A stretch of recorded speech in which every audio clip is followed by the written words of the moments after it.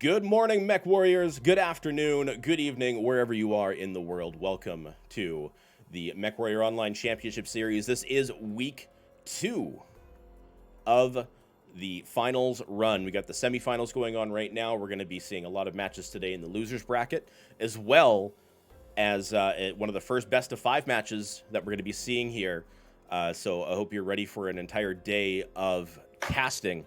Joining me in the co-casting chair is One Last Bite from 228 Blackwatch and PP Poo Poo. How you doing, One Last? Yeah.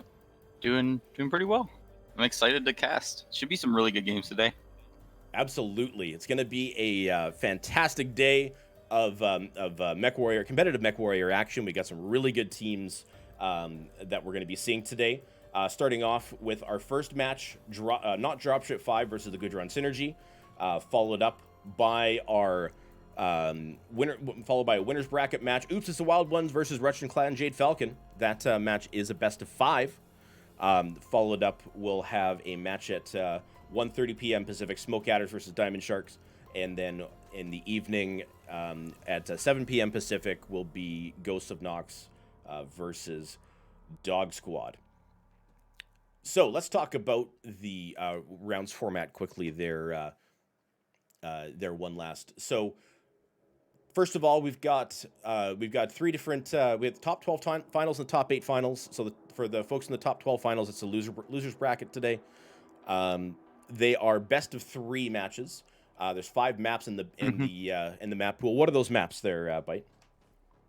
We have Tourmaline Desert, Rubelite Oasis, Frozen City, Hibernal Rift, and everybody's favorite Mining Collective. Absolutely. Maximum 480 tons.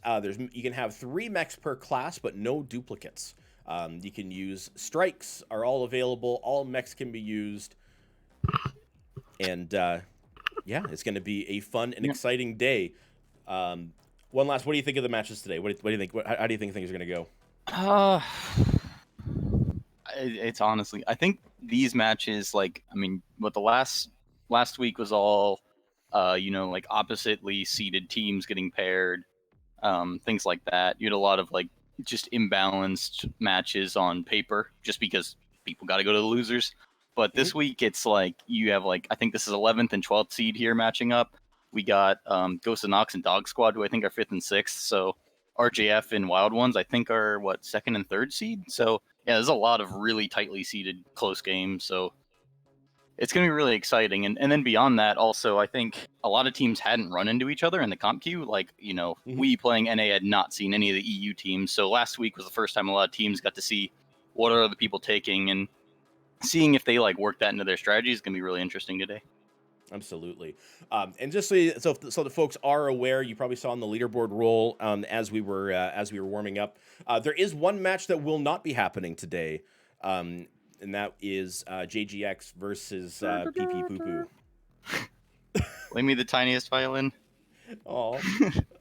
Yeah. No, we had a bunch of people working. Just can't make the time work for this weekend, unfortunately. But we will be around next weekend.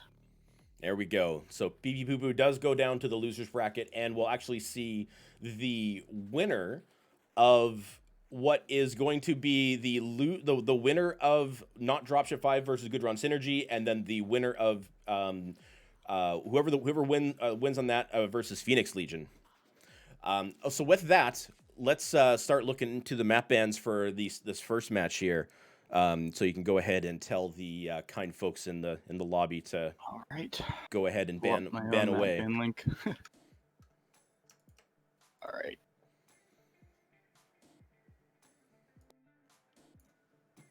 Bans. So I know I watched all the matches yesterday, and I just don't remember what people preferred to ban. I know I saw a lot of people ban Hibernal, probably because it makes their eyes bleed. But I think also teams have banned it to avoid getting Brawl pushed, because that is, I want to say, the easiest map to push out of the set. Maybe mining's easier, depending on your side. But yeah, I don't know. I'll be interested to see what they do. I think, if I recall correctly, both these teams opted for a Wolf Pack plus Assault Pack setup. So they had, like a few really heavy mechs, like maybe a summoner or something for trading or a Veagle, and then they ran like a wolf pack of 4 guys. What it looked like from last week was that the coordination is what like both these teams will need to focus on as far as how they coordinate that light pack with the heavy pack. I think in the D5X game that they lost, or any drops they lost in general, it was because their light pack got like, they were fighting a separate fight from the heavies, or they were too far away, or vice versa. Yeah, so. and that's kind of showing the strength of teams that have played together for quite a long time, right? Like you get teams like JGX and Russian Clan Jade Falcon. Both of those teams have played a lot together for a long time. Same thing with Ghosts of Nox. They're it's a pretty strong team to come up against, even though they are in the losers bracket today. But they won one and lost one. So they played very strong, and then they had some challenges against your group, against PP Poo Poo. So the first ban came in. Looks like Frozen City has been banned.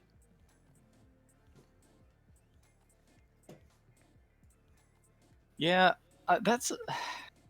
I'm kind of, I don't want to say I'm confused, because heck, we banned Frozen City, but I think it's interesting that like that's been a somewhat popular ban, because I feel like Frozen itself isn't like you can do a lot of things on it. I feel like the only teams that would really want to stay really far away from it are brawl pushing teams, but even then I think what RJF played it for their match and made it work really well.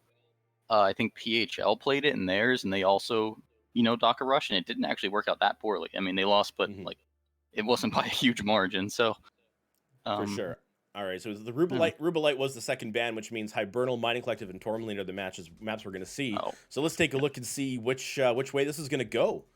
Looks like we're starting with Hibernal Rift. I honestly wonder if Gudron is banning Rubelite because a lot of their players are old Div A players, and the map wasn't in the game when they played. But hey, that's what I would do.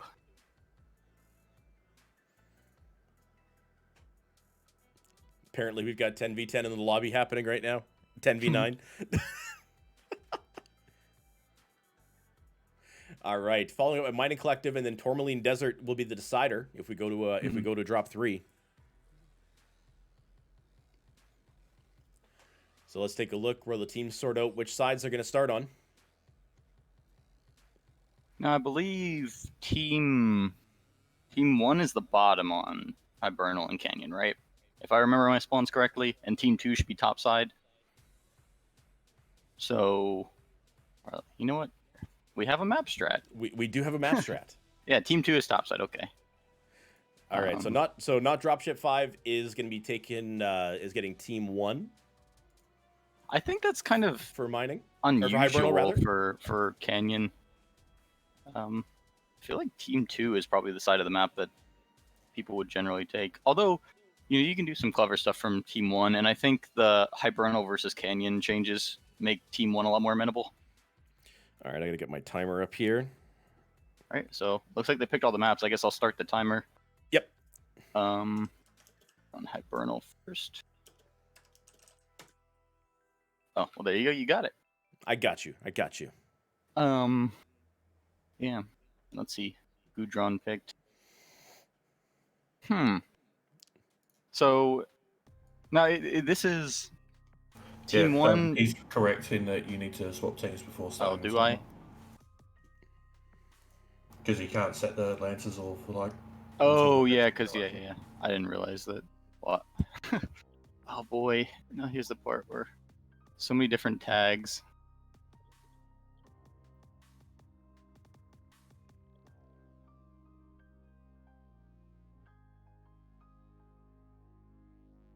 Yeah, sorry about that. It's the challenge to when you have teams that have all sorts of tags. It's very difficult to it's very difficult to sort that out. Darren, if you're listening, team swap. Oh, it was a feature. Like that's what kills me. It was. They had it on the tournament client. For any of you dinosaurs out there like me that remember that. Mm-hmm. I remember. Uh, All right, so Anyway. let's look at let's look at Hibernal. Let's first match of the day, Hibernal.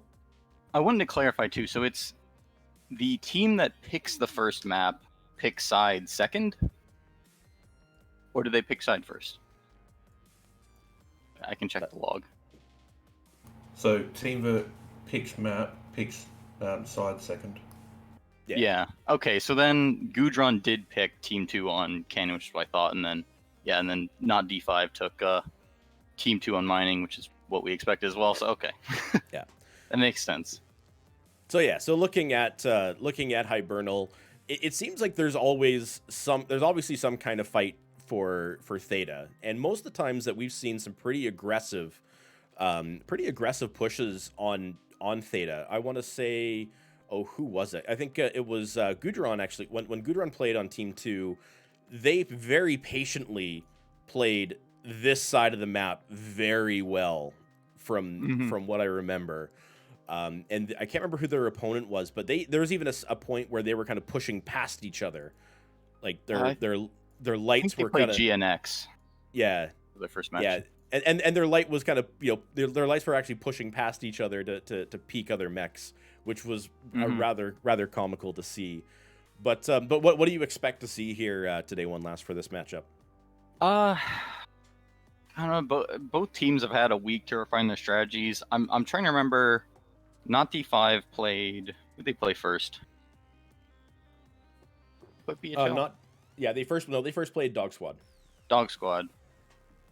And then after that, it was to one of the to RJF. Yeah, the buy rounds. Yeah.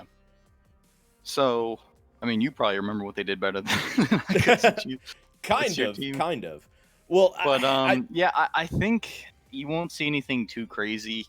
It's possible that you'll see teams try to make some, upset surprise move that is going to throw their opponent off. But I think between these two teams, they just won't feel the need. Certainly, if I'm one of their teams and I'm playing first round of the losers bracket and you're planning to go all the way, it's unlikely that teams at this early are going to be throwing out their one-off strategies to try to clinch a win that's never going to work again. So I think it's probably going to look very similar. I think Gudron's probably going to play that Epsilon side heavy again. Interested to see if they'd bring that mixed grasshopper they were bringing last week. But I think in general, you're probably going to see a couple trade mechs and a couple Daka mechs for both teams, with both sides just being kind of cagey and wanting to push but knowing that they can't fully commit yet, things like that. Light pack is definitely going to, I think, dictate the pace of this game, though, knowing what they've taken in the past for both sides. So, let's see what their status is in lobby. They're one away from being locked in. Looks like they're just about to be locked in. Heavy Charlie presence with 1 in Bravo and 3 in Alpha. So they're probably going to go I imagine they're probably going to look at the aggressive push to Theta with their Alpha. And there we go. They're locked.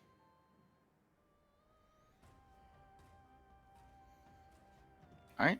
So I kind of expect to see something like this, where they're going to push aggressively up to Theta and either contest or take Theta. You've got a mech in Bravo, which will probably go for the Gamma Cap, and then standoffs, perhaps. Right. And Team 2 is ready to go already. Wow. So yeah, I'm just gonna launch this right in. And they have taken a 3-3 split Alpha Charlie with 2 back in Bravo. So that to me definitely looks standoff. If you're spreading out your team that much, especially putting a couple back in Bravo, that means you're probably having somebody play off that top hill. Well, I forget what that is, like Charlie 3 or something. We always call it AS Hill. Well, here I can. Oh, we have the grids there. Oh yeah, the hill between Bravo 3 and Charlie 3. Yeah, I know what you're talking about. Yeah. Mm-hmm. Anybody who's played Canyon probably knows hill.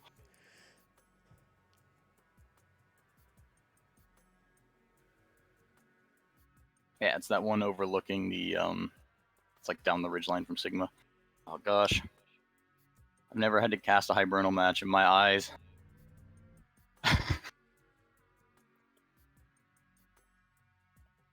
All right, let's take a look here. So I'm over on the red team side, so we'll start with that.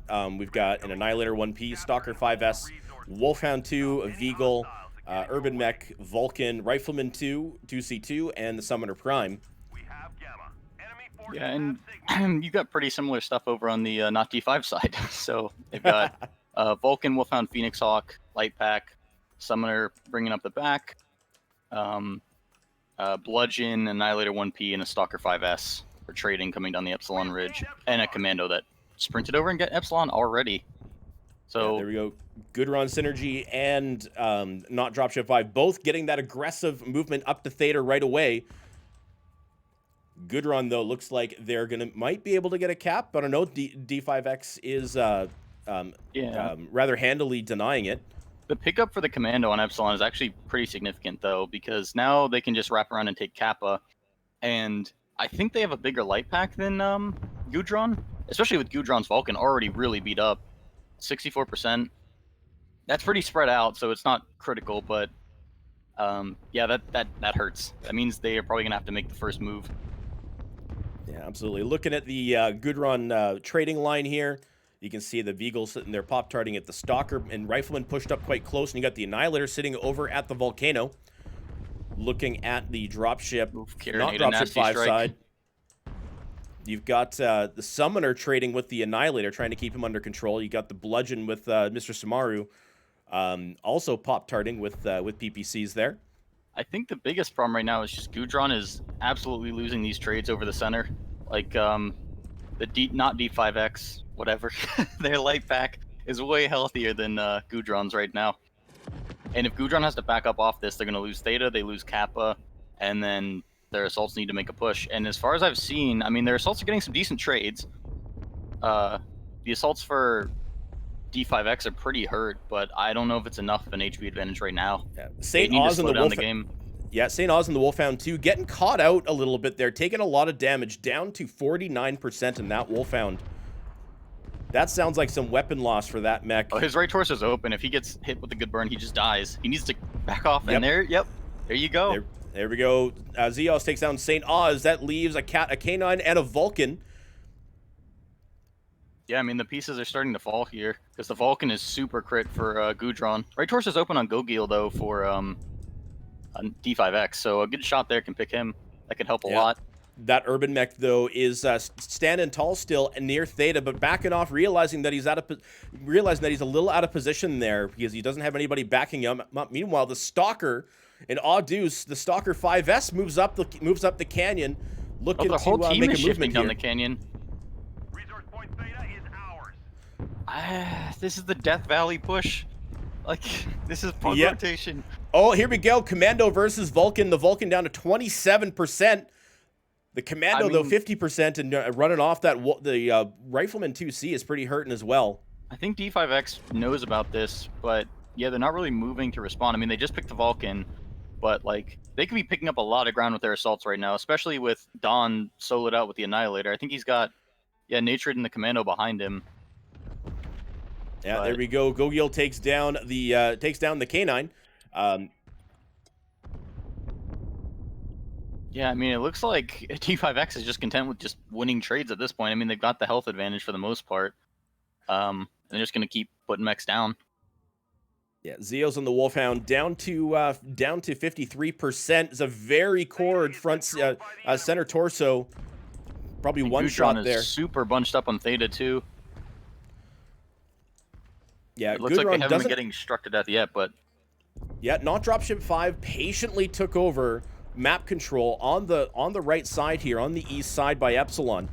That was a nice shot to take out the Commando from Sir John. I don't know if that's a strike or what, but the Annihilator 1P is stuck in a corner. You've got Gogil and Zeos just taking that Annihilator down with temporary access following up. The Annihilator does go down, which leaves 4 mechs for Gudron Synergy. They are very damaged, though. That Rifleman 2C, 57%. They're clustered up here at Theta. I mean, all the mechs are really hurt for D5X, except for maybe Temp Axis, but you know, if Gudron can get some good shots in here, they can put people down. They can even this up really quickly. But they need to take safe trades and you know, conserve armor and stuff like that. And I think the Summoner and Vigo are just playing way too far out in the open if they wanted to try to clutch this. I don't think the Rifleman can do much at this point. I mean, that mech just has to stand there and face. Not Dropship's 5. Speaking of summoners, not Dropship 5's summoner is down to 1 ER peep. You've got the Bludgeon that's down to 2 ER peeps. So they are pretty damaged when you look at the damage spread. It's just that there's way more not Dropship 5 folks out there. Yep, and there goes the Rifleman 2C. Yeah, I mean, it's looking... Yep, then there goes the Vigal. Yeah, I think D5X is going to take this.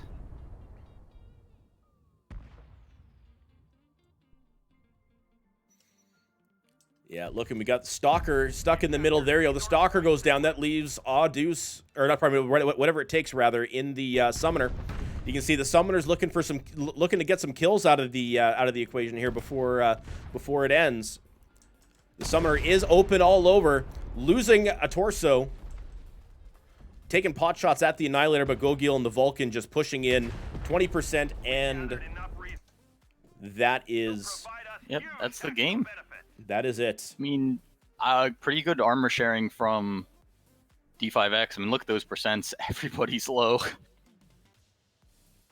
But, yeah, let's see the damage numbers here. So go ahead and talk about those damage numbers.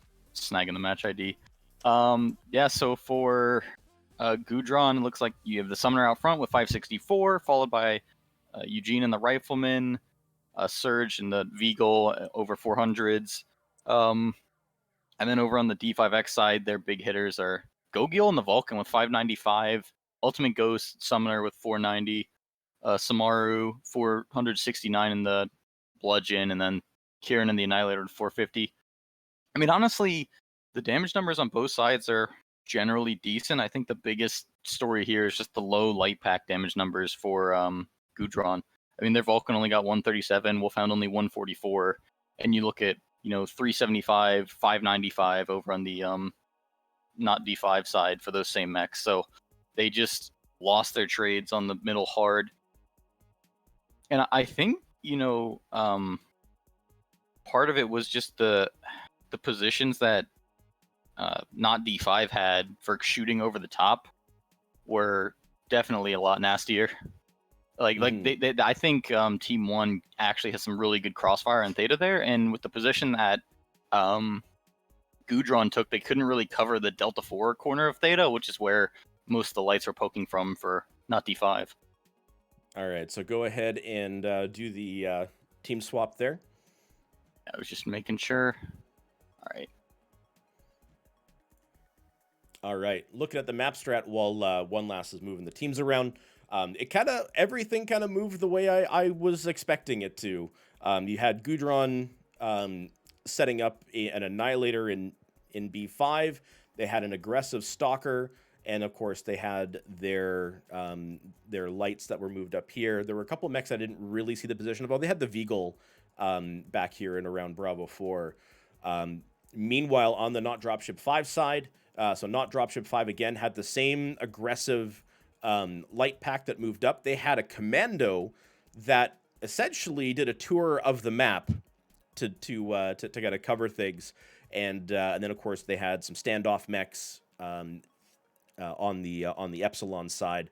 So what they did though is they were able to really maintain that map control. The Gudron Synergy folks were very aggressive with their light play, but it ended up kind of essentially to their detriment. They tried to get that early cap on Theta, but unfortunately, they ended up taking just too much damage. They were doing a lot of side peeks here in Charlie 3, trying to get some flanking lines on the light packs, and they just not Dropship just took advantage of that and just burned down whoever poked on that left side. Oh yeah, I mean that poke coming around there is so dangerous. It's so easy for the 3 mechs on Theta to just open up that line and step out here, and then they can just 3v1 you. And I think that was what happened on some of the trades that Gudron was getting, just forcing that issue and getting punished. I think the best thing they could have done was just play a very slow game with their lights, and just deny the Theta. Don't like actively take shots, but just when somebody steps up, punish them across the top, or force the issue on the side of the map. I mean, they, by not denying that Epsilon cap, they kind of put themselves in the corner because they had to have a Kappa to even just even up the caps, and even then, because they were capping after not D5, they would have had to get a 3 cap to even out the game, or at least kill all the mechs. So, yeah, they were just kind of in a corner from the start, and unfortunately, they didn't win trades hard enough to dig out of that hole entirely. Yeah, absolutely. All right, Team 1 is locked up for the next matchup, which is Mining Collective. So let's move to what seems to be probably one of the favorite maps of the tournament. Yeah, that's for sure. I think, it's again one of those tough to remember, but I believe not D5 in their matches here stuck with the strategy of putting heavier mechs generally up here, top side of the map on Team 2. And then they pushed their light pack aggressively down this bottom side of the map and cleared it out. Now, I think the first match where they lost was because they got dove this way. Or actually, I don't think they lost, but they were close to losing. Mech's Dog Squad, I believe, pushed through D4, D5. Am I right? Is my timeline correct there? Yeah. They pushed through that side, and the assaults were just cut off from the rest of their pack. I think they cleaned it up in their later matches, but surely they've got to be watching out for that. Especially seeing like how aggressive Gudron was being with their lights in that previous match. For sure. All right, Team 1 is locked in for Mining Collective. We've got 3 in Alpha, 2 in Bravo, and 3 in Charlie, which is a very interesting makeup. Yeah. So remember, the spawns on this map are BCA. I mean, I guess we have the map straight up. So that means they're generally heavy on the bottom of the map. And see, looking at they've got some of their heavier pilots up top. So I think they're probably looking to put some guys up here in OP barrels, maybe play this game slowly. Or maybe they're going to try to do some Hammer and Anvil thing where they push from the bottom into the top. It'll be interesting. But both teams are locked. So let's get it in. All right, let's do this. Map drop 2, folks. Not Dropship 5 versus Gudron Synergy. Not Dropship 5 is up by 1. The winner of this match goes up to fight Phoenix Legion. The loser goes home. And the split for not D5 was 3 Bravo, 4 Charlie, 1 Alpha. So they're going heavy top side. I think I saw Kieran is in Bravo Lance, along with Flep, who I think are their 2 assaults. So looks like it could be a very similar strategy from them again.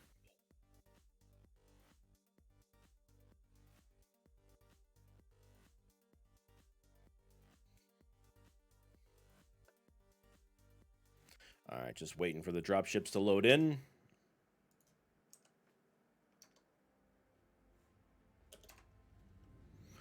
All right, I'm starting over on the red team, so you can start us off with the blue team. What have they got?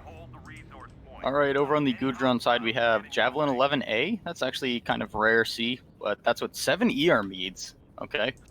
Wolfhound Grinner, a Vulcan, a Veagle, Grasshopper. It's that ER large MPL mix again. Madcat B, Blood Asp, and a Summoner. Madcat's DACA, and the Blood Asp is PPCs and UAC 5s. That's interesting. All high mounted, I guess. Over on the Team 2 side, we got the Vulcan 5T, the Summoner, Annihilator 1A, which is a UAC Summoner, 3 UAC 10s, or AC 10s rather, 3 and 1 AC 5, not UAC ACs, K9, a Commando, Phoenix Hawk, the Bludgeon, and the Death Strike. With the let's take a look at the Death Strike here for a moment. Probably this. Looks like it's the PPC Death Strike. So 4 ER PPCs on that Death Strike. Was that a head hit? Yeah, so D5X made a very aggressive move early to take Theta on Epsilon, but Gudron countered with a very fast push down the Epsilon side, almost picked off Gogil, got good shots in, and Eleanor took a head hit and is 1 click from that. So that could actually swing the match if that gets clipped again. Oh my goodness. Yeah, taking a look here, we can see the Team 2 side. They are getting up some high ground here up in up by Sigma. They're looking for sight lines with their bludgeon, their death strike, and their summoner is actually moving, taking a move up. It is the triple peep summoner. They are moving in on the 2 Gudron folks that are a little bit kind of almost getting caught out here. I don't know if the scouting has reported them. I think they're afraid and they're backing off, but I don't think they know that it's a decent matchup. So I like D5X has definitely made a more concerted move to stick with their assaults this time. They push top side rather than splitting up on the bottom side. And that's given them a very early cap over Sigma and Kappa, which we know is very important for starting the caps ticking and getting that going. Gudron pulled away with their assaults. I guess they didn't want to get caught. But yeah, now they're starting to come back, and we're going to see this traditional fight over the top of the map on mining that you see so often. Yeah, you can see this. The summoner from Team 2 did come over, got some punishing fire from Gudron's Blood Asp. Gugil needs to be very careful up that far. He could just get pounced on right now. I don't know if Gudron knows how separated he is right now. But yeah, Not D5 is still repositioning. They don't have any way to support their lights, especially Gugil if Gudron decided to just dive on him. Yeah, it looks like the Javelin is moving to get some sight lines. Gugil has outed himself. Gudron now knows that the Vulcan is there, and the Summoner is going to be chasing after the Vulcan. They've called it now. He's going to get toasted. So let's see what D5X does with this. They have to make a move now, or they're just losing a mech for free. It is 3v1 here against that Vulcan. Are they going to be able to do it? Gugil down at 63%, 62%, getting some PPCs, down to 53. There he gets legged finally, and he's going to get taken out here in a moment. That is a good pickup by Gudron Synergy. Whether or not they're going to be able to capitalize Nature's in behind on the other side. Oh yeah, I can see that. The Nature and the Commandos down at 59%. Now going 2v1 against 2 Assaults, a Blood Asp, and a Mad Cat B. Takumi and the Grasshopper down to 46%. Looking at him, he is halved. He's got 2 ER larges, 3 medium pulse. That's going to be a very, very hot mech to play. Zeos in the K9 is up at Theta, trying to keep it away from their from Gudron's Grinner. But Zeos at 32%. Oh, he gets the kill. But gets the kill! And then goes down immediately. Yeah, I mean, this is just going to be bloody. I mean, they both fallen back into positions of just trading. I think the biggest problem right now is that D5X is sitting with a fresh Annihilator. Now, I don't like his position. You're trying to peek over these ramps. He's going to get torn apart by those Pop-Tarts. But if D5X decides to make a move, they have the armor for it. Both their assaults are very fresh. But the rest of their team is falling to pieces. I mean, I guess their third assault is not. But so Gudron is setting up on the southern ramp here, on the Echo 4 ramp beneath Theta. That's going to be a tough one to control the map from. You can see temporary access in the Phoenix Hawk is able to move quite freely on the right side of the map. You've got Gudron in 2 pockets of mechs. And that Blood Asp was in a position where he's not really backed up by anybody. So if they were to go on that Blood Asp, he would certainly be in trouble. Yeah. I think in general here, Gudron's definitely got the position I'd like. Although D5X, I believe, know that they just need to play time right now. Because they have 3 cap. Gudron has not decapped Theta yet. And they're taking the Gamma cap with Nature in the back, which is a good call. I mean, he was so beat up, he did not need to be in the back of the assaults. And it looks like Gudron's turning up the pressure because they know they need to get the kills, or that the team's weak. Eleanor looking for the pick on Somaru, but Temp Axis is doing a good job of, protecting him for now, and there he goes. And with that, not Dropship 5 is down 3 mechs versus Gudron's 1, but Gudron's very, very damaged here. They're very, very fragile. Temporary access goes down with the Mad Cat B. Kieran in the Annihilator is down to 61%. Eleanor and the Vulcans at 59%. We can see there's a fight here up top. Yeah, Audus, I think, is pretty fresh in his Mad Cat. Oh, he just got halved, but other than that, he's got a lot of armor left to share. So, a lot of these guys are hurt for Gudron, but it's not easy for not D5 to get any picks on them because they still have like a fresh half or something like that. Yeah, and the Daka Mad Cat takes down the Peep Mad Cat. Kieran down to 40% in that Annihilator.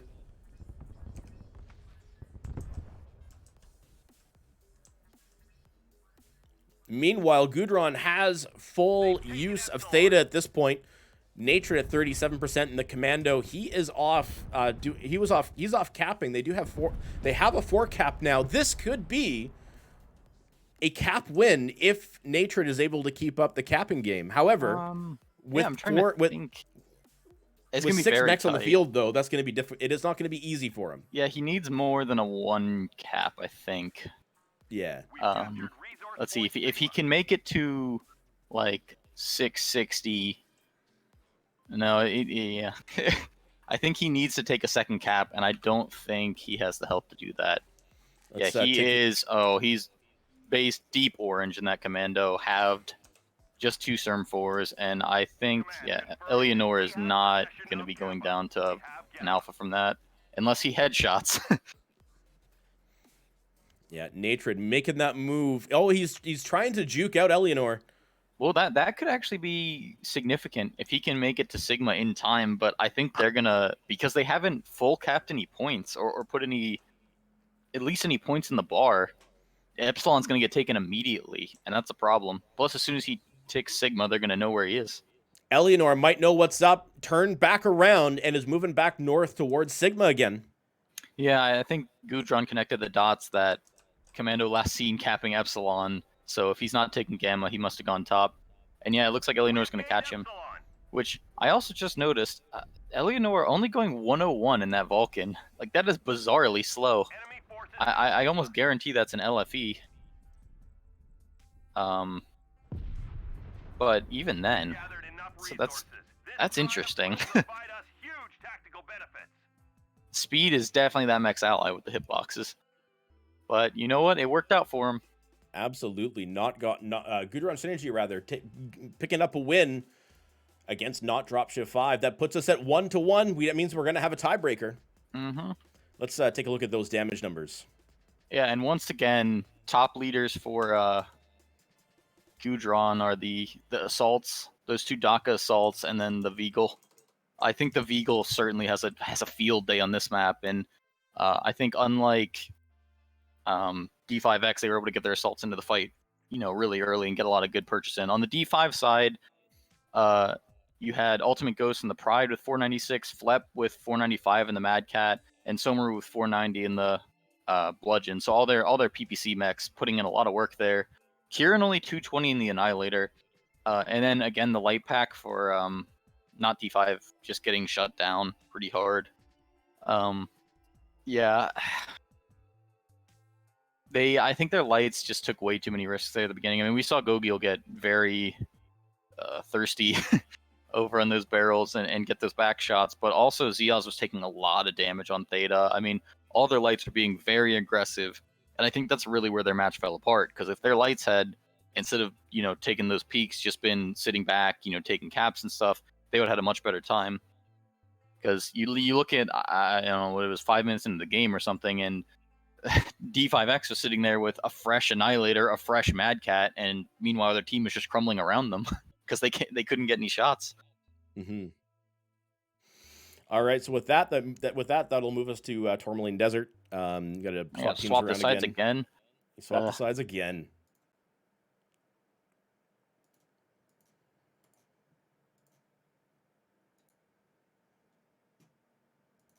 I think I got everybody.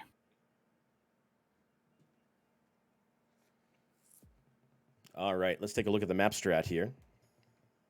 Now, I'm interested to see what Gudron does on this one. Let me give them the old timer. Conquest. I know last time Gudron played, what was it, Ghost of Nox, and this was their deciding match in that week too. I think they got decent trades, and they ended up pushing up this way, and then all their mechs died in a fireball right there. But they also had the point where, like, Ghost of Nox was pushed back beyond this line. and I think Gudron could have taken Epsilon. They could have taken Sigma. They had enough to at least cover Theta. They definitely could have taken it, and then they could have seen about taking Kappa. So I'm interested to see if they change up their strategy, reviewing how well they did at taking control of the map, and decide to, make some movement to shove D5X out from some position and then take a 3 cap and decide to sit back, or if they try something similar with pushing up that way. I don't think D5X, I don't know if they even played Tourmaline. Definitely not from Team 1, I think. So I don't know what their plan is. But given the mechs that they've been taking, I'm expecting probably Kieran in like the Annihilator 1P playing off this Delta 5 corner. That seems likely. Probably some Pop-Tart up in Echo 6, up in the castle stage. Maybe somebody off this mountain on the right. Kind of standard setup from Team 1. The light play is once again going to be really important for them, though, because making the right calls on their lights here can definitely dictate the pace of the game as far as whether they have a 3 cap, whether they have a light off in the corner of the map capping or back there for the fight. So that's going to be, once again, the most important part for these teams to get right.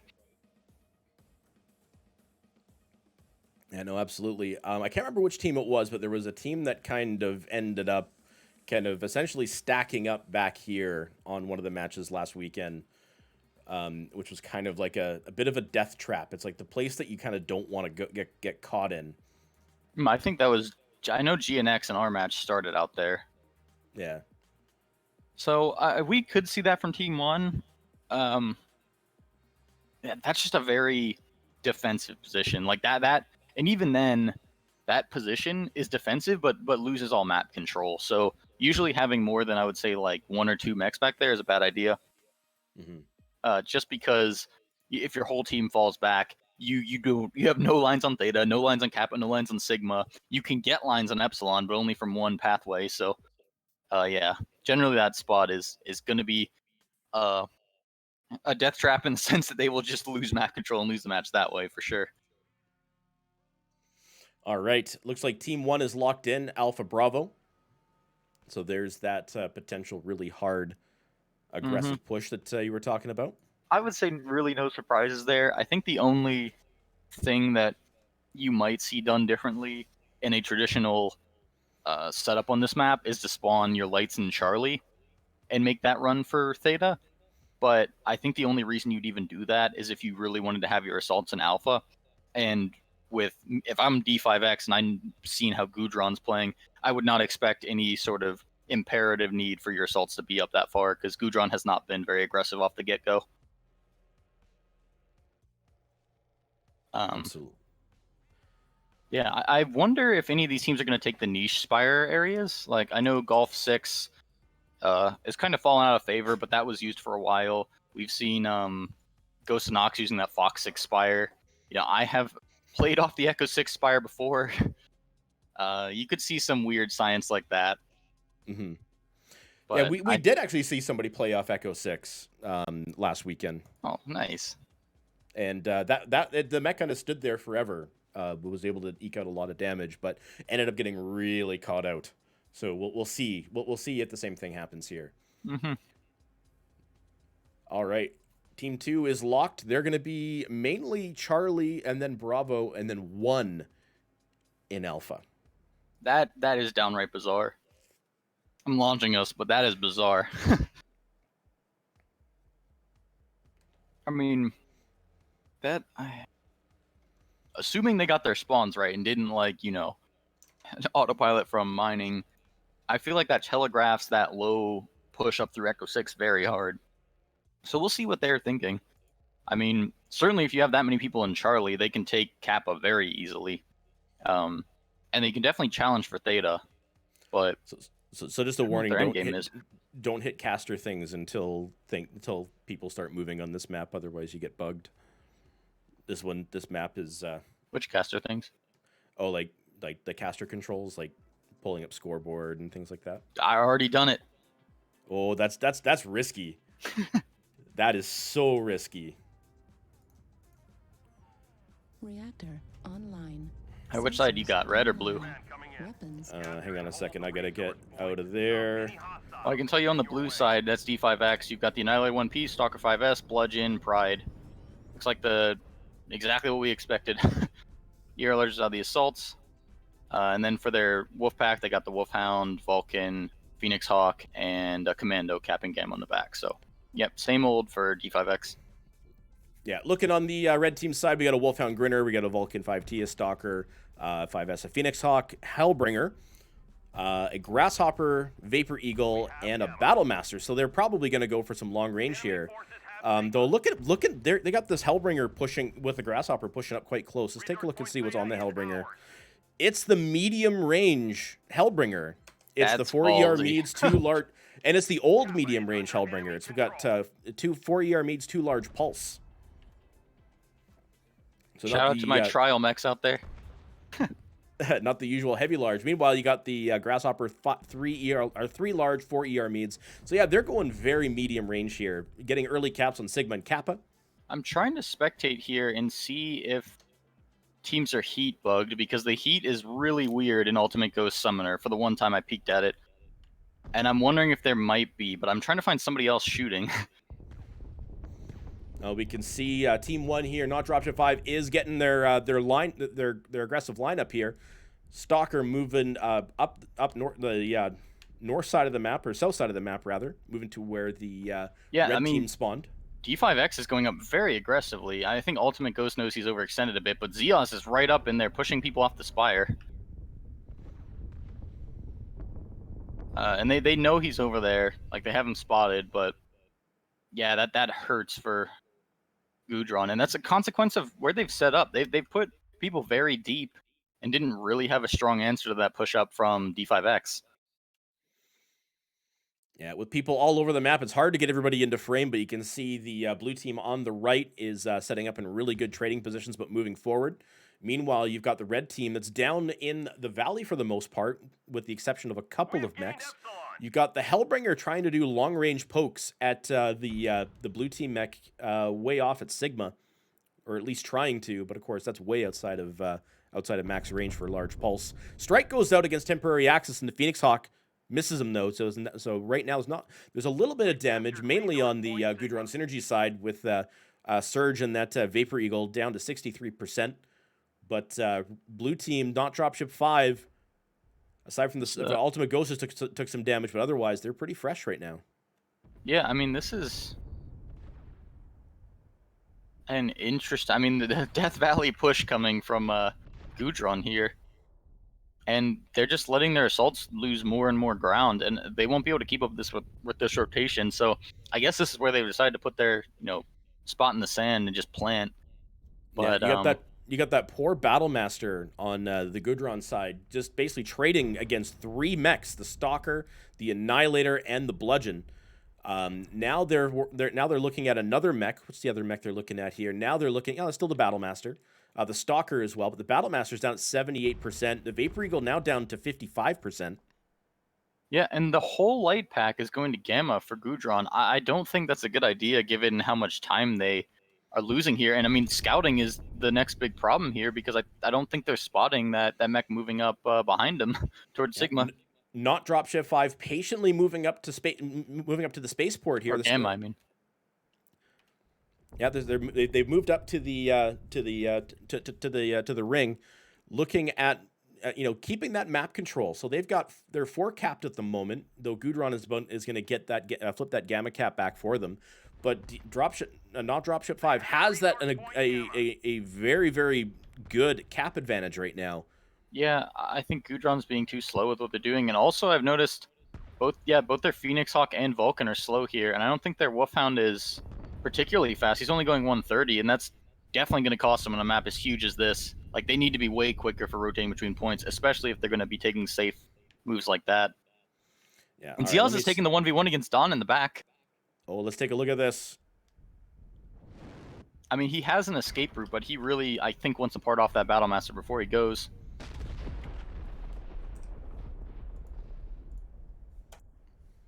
The Battlemaster is looking pretty fresh so far, but Zeos 59%. The Wolfhound actually able to get out after doing a lot of damage against the Battlemaster.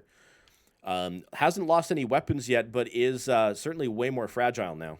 And I would say that that's going to be a significant thing because they can't win fights on the cap, but at this point they don't have to. Gudron's been very slow on their movements and very conservative. Like, they're licensing to split up. I think one goes to Epsilon and the other two need to come in the back, but Kieran is wise to the fact that they're prowling somewhere back there and he's just eyeballing for it. I mean, all he has to do is stand on Echo 3 and just deny Epsilon at this point, and it's a GG for D5X. Yeah, you can see the Gudron firing line here, trying to look for sight lines, knowing that there's mechs underneath them. They've got Gogil, temporary access, and Zeos has pulled back a little bit in the Wolfhound, but it's still close enough to be able to rotate back to be very lethal for these mechs. That means they have to be very careful with the decisions that they make because they're very damaged here. Kieran has spotted the mech going for the cap, but only has a view on half of it right now, so he can't fully deny it, and that means that Gudron is going to take it, but yeah, and the time it's going to take D5X to get 200 points to win, that's only 300 for Gudron, which is not enough. So they're going to need a fourth cap at this point. And D5X is just forcing the issue and trying to take out Dawn while that's being a problem. And there he goes. So, yeah, D5X just needs to keep up the pressure with this light pack, and they just win. Natred and the Commando moving in on the Stalker. Stalker down to 46%, but it's a 1v3 here. But with that Stalker as damaged as it is, the Commando, of course, has that W key armor. 62%. Again, that Stalker is very damaged. Just take a look and see what's on there. Still has all of his weapons, but is cored all over.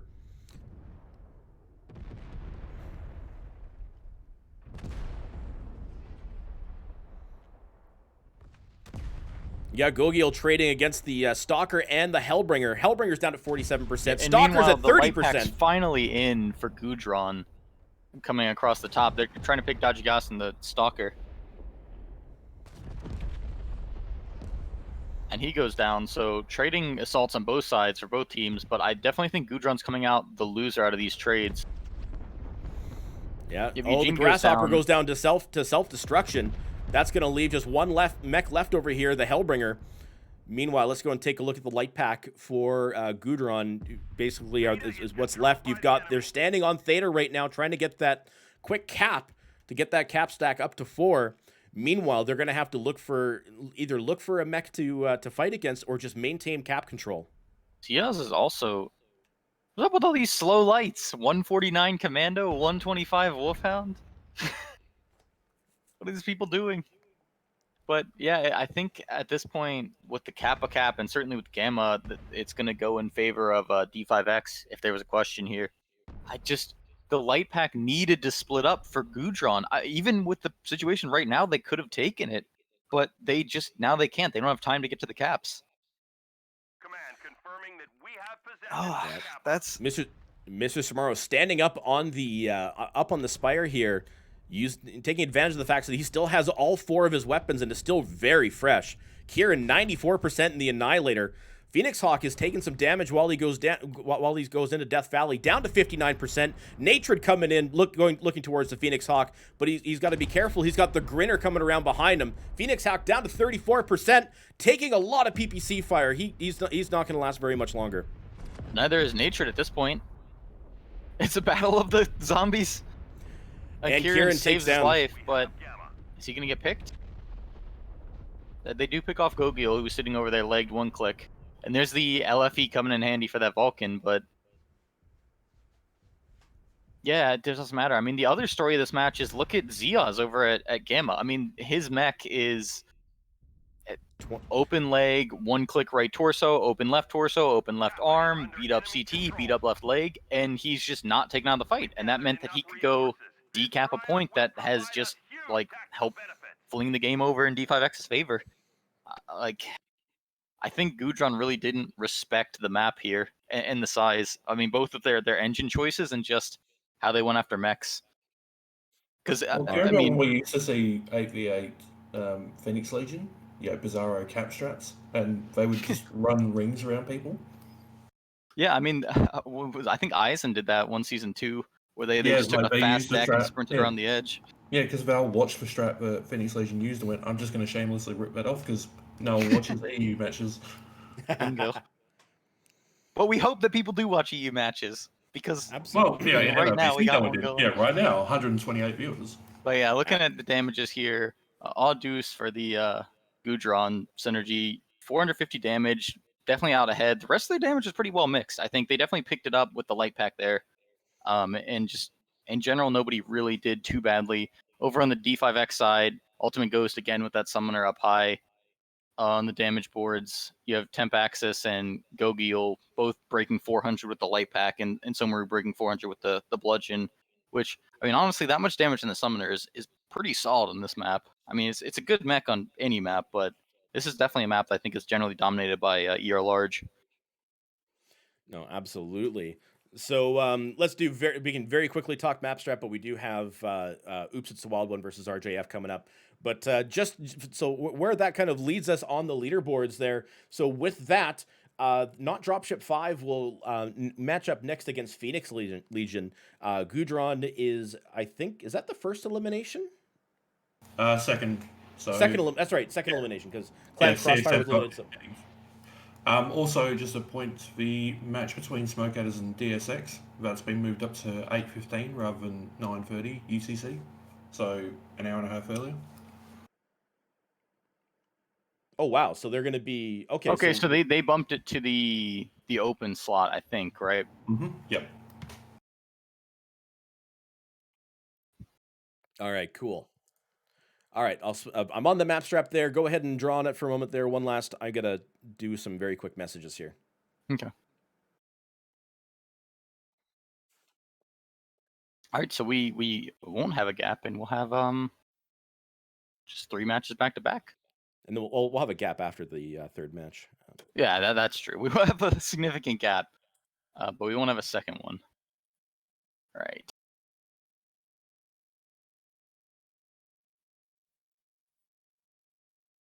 So we're moving basically straight into our next match here. I think we have one scheduled for 2. Yep. Gotta Yeah. PM people the correct links. So yeah, go ahead and go ahead and type on the things here. Time change.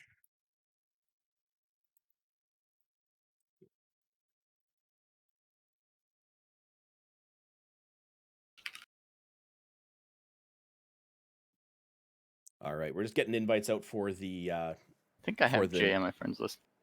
I get to kick people out of my lobby. All right, Jay, and I don't think I have. They were mad at us from last turn. All right. Both have invites.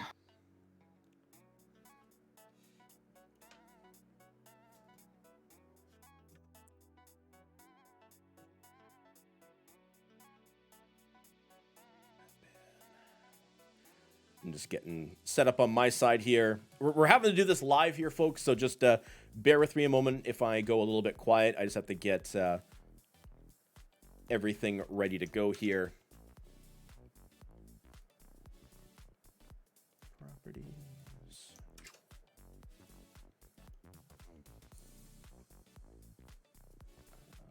So yeah, did you want to talk about the end of that map there one last while I quickly go and do some Yeah, overlay so changes? I guess I can run through it. Getting the teams in now to get set up for the bans for this next match. Yeah, in general, D5X made a very aggressive push from Alpha. I guess they spotted that Gudron only spawned 1 mech there, and as soon as they saw it just disappear off, because I think that was their Wolfhound, they just said, okay, free real estate, and just pushed right up that hill. And meanwhile, they definitely made a very quick push, which is what we saw in their previous match. They were very good at to take these initial caps. Actually, I don't think they took Kappa, but they made that push up there and immediately just ran right over the top with a light. Ziaz, who I think he diverted over to the Spire in Gulf 5, pushed their assaults off, and then went over and went and took Sig. And then immediately gave them a 4 cap, which just ticked for forever because Gudron spawned heavy Bravo Charlie and took up, generally these X's for their position. And so when they went to move their lights, they just had to make this wrap all the way around here. And with the lights they chose, they didn't have anything really fast like the Commando on the D5X side, which still didn't take the biggest engine. But yeah, they just couldn't keep up the trading on caps. I mean, I think they could have, but they didn't. They needed to split up their lights. They just need to recognize earlier, hey, with the speed we're going, we don't have the time to do this. We need to split up, and our assaults just need to survive as long as they can. Which I think the whole Lanceover and Golf 6 did a pretty good job of that, which I would say that was kind of a tunnel vision on D5X's side to be pushing that hard, because there was very little map control from them, and I think D5X is winning trades anyway without their lights pushing in there. But that gave Gudron the chance to go around and take caps and start bringing the match back. Unfortunately, not enough, so that'll be their last match of the tourney. But D5X moves on to losers bracket 2. I think that's the start of best of 5s, right? This is I think every match from here on out is best of 5. No, just one match today is best of 5. But I mean, like D5X's next one, like all matches after the matches today will be best of 5. Yeah. Oh yeah, for D5X. Yeah. But can you just drag Stim up to Team 1 last? Because he's in Team 2 at the moment. Wait, why? Oops. All right, I'm almost ready here. Sorry, I'm having to do normally we go to a quick scene break and then I do all the overlay changes, but I'm having to do this live. So this is a best of 5 match. Oops, It's a Wild Ones versus Russian Clan Jade Falcon. This is going to be an exciting match. Yeah, I think these two are definitely the favorites for dethroning JGX in this tourney. I mean, anybody who kept an eye on the ComQ standings will know JGX got themselves up to a clean 100-0 over the course of that. So they didn't drop a single match to anybody in ComQ. Obviously, Wild Ones and RJF will be planning to take some drops off here. Certainly off of each other and definitely off of JGX, but I think the person that wins this one, goes on to play JGX next, right? Yeah. The winner for the winner for this one will be up against JGX. Yeah, and the loser will go to, I think that's like the adjacent game to PP Poo Poo. So, yeah, I mean, this match definitely matters for both teams. I think if you win this match, you are guaranteed like 4th or better or something. So, yeah, certainly another important match for both teams. They're seeded 2 and 3, so it should be really close. I think the interesting part here is we saw last week that RGF played a very oppressive game with their lights, and Assaults just